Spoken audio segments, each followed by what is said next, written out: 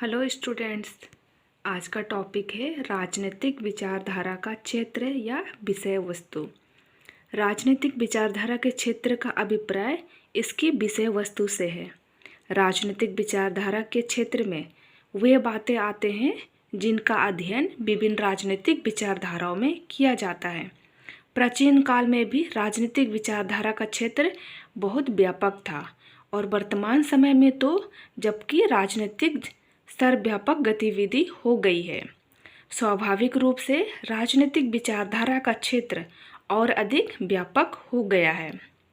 राजनीतिक विचारधारा के अंतर्गत राज्य, शासन और इन दोनों संस्थाओं के साथ व्यक्ति के संबंध का अध्ययन किया जाता है।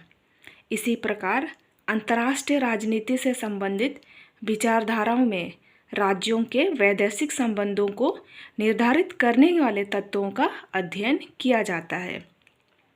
राजनीतिक विचारधारा के क्षेत्र की विवेचना हम निम्न प्रकार से कर सकते हैं, जिसमें पहला है मानव के राजनीतिक पक्ष का अध्ययन। तो मानव ही समस्त वस्तुओं का मापदंड है। इस उक्ति का अर्थ होता है कि समस्त स्थितियों, कार्यों और संस्थाओं का मूल्यांकन केवल इसी आधार पर किया जा सकता है कि उनका मानव जीवन पर क्या प्रभाव पड़ता है। विभिन्न सामाजिक विज्ञान मानव जीवन के विविध पक्षों का अध्ययन करते हैं। अतः राजनीतिक विज्ञान और राजनीतिक विचारधारा मानव के राजनीतिक पक्ष का अध्ययन करती है, जैसे उदारवाद, व्यक्तिवाद, आदर्शवाद, उपयोगितावाद, समाजवाद, फांसीवाद, अराजकतावाद आदि अपने अपने दृष्टिकोण से मानव से राज्य का संबंध स्थापित करती है। दूसरा पॉइंट है राज्य का अध्ययन। तो राज्य राजनीतिक विज्ञान के अध्ययन का केंद्र बिंदु है। राज्य की उत्पत्ति, विकास, राज्य का स्वरूप, राज्य के कार्यक्षेत्र के संबंध में राजनीतिक शास्त्र के प्रारंभ काल से ही अध्ययन होता चला आ रहा है। यद्यपि राज्य का विकास, राज्य की उत्पत्ति, राज्य का स्वरूप और राज्य के कार्यक्षेत्र संबंध में राजनीतिक विचारक एकमत नहीं रहे हैं, तो इस प्रकार राजनीतिक चिंतन के प्रारंभ काल से लेकर अब तक राज्य राजनीतिक विचारधारा के सबसे प्रमुख विषय वस्तु रहा है। तीसरा है राजनीतिक अवधारणाओं का अध्ययन। राजनीतिक विचारधाराओं के अंतर्गत विभिन्न अवधारणाओं जैसे संप्रभुता, स्वतंत्रता, समानता, राष्ट्रीयता, अंतर्राष्ट्रीयता, अधिकार, कानून, विधि, न्याय आदि का अध्ययन किया जाता है। जॉन ऑगस्टिन संप्रभुता को एकल मानता है, जबकि बहुलवादी संप्रभुता को बहुल मानता है। इसी प्रकार समाजवाद समानता को मानती है और साम्यवाद आर्थिक समानता चाहती है, जबकि व्यक्तिवाद स्वतंत्रता चाहता है। नेक्स्ट पॉइंट है संविधान और सरकार का अध्ययन। तो प्लेटो से लेकर द्वितीय विश्व युद्ध तक राज्य और सरकार शब्द समान अर्थ माने जाते थे। द्वितीय विश्व युद्ध के बाद व्यवहारवादी विचारकों जैसे डेविड स्टन अरमन ने राज्य और सरकार के लिए राजनीतिक व्यवस्था शब्द का प्रयोग किया। ये परंपरागत शब्दावली से अधिक व्यापकता लिए हुए हैं, क्योंकि इसमें राजनीतिक व्यवस्था को प्रभावित करने वाली सभी संरचनाओं का अध्ययन किया जाता है। नेक्स्ट पॉइंट है राजनीतिक परिवर्तन का अध्ययन।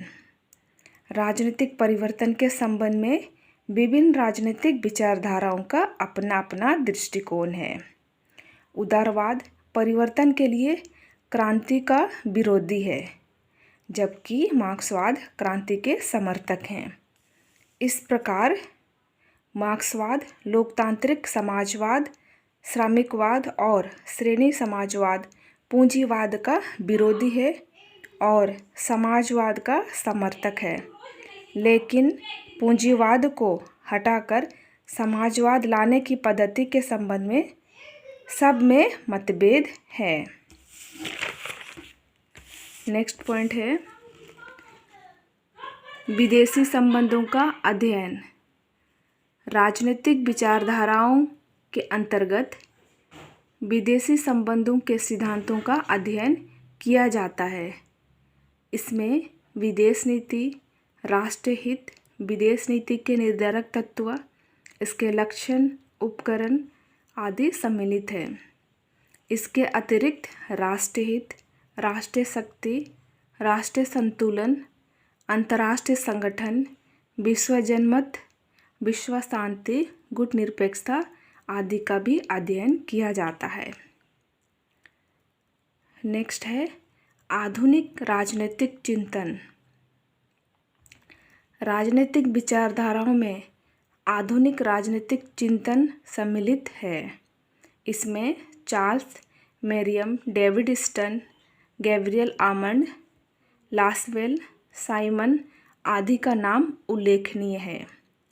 आधुनिक चिंतन में निम्न विषयों का भी अध्ययन सम्मिलित किया जाता है, जिसमें पहला है शक्ति, सत्ता, बल और प्रभाव।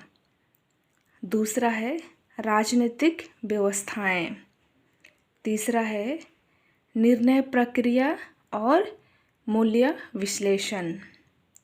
फोर्थ में है अभिजन एवं नेतृत्व। और 6 नंबर पे है धर्मनिरपेक्षतावाद। 7 में है राजनीतिक संस्कृति, राजनीतिक समाजीकरण, राजनीतिक आधुनिकीकरण, राजनीतिक विकास की अवधारणाएं। इस प्रकार राजनीतिक विचारधारा का क्षेत्र बहुत व्यापक है और निरंतर अग्रसर है।